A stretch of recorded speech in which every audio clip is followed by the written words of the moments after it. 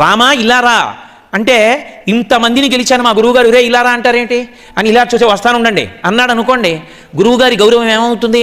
ఒంట్లో ఏమైనా కొంత పొగరొచ్చిందా, లేకపోతే వినయంతో ఉన్నాడా చూడాలనుకున్నాడు విశ్వామిత్రుడు. ఎవరినో పిలిచి రాముణ్ణి పిలుస్తున్నానని చెప్పండి అన్నాడు. రాముడిని పిలిచి మీ గురువుగారు పిలుస్తున్నారన్నారు.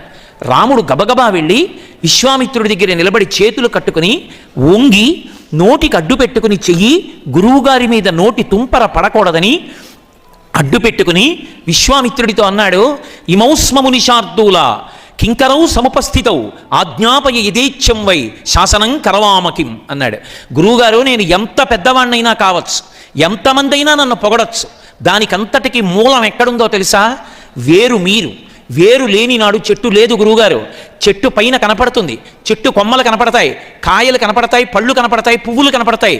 కానీ సంస్కారము గురువు వేరు లాంటివాడు. వేరు భూమి లోపల ఉంటుంది. చీకట్లో దారి తెలియనటువంటి చోట వేరు భూమిలో పాకుతూ వెడుతుంటుంది. అడ్డంగా ఓ రాయి వస్తే తప్పుకుని పక్కకి వెళ్ళిపోతుంది. వెళ్ళిపోయి నీరు ఎక్కడుందో వెతుక్కుంటుంది.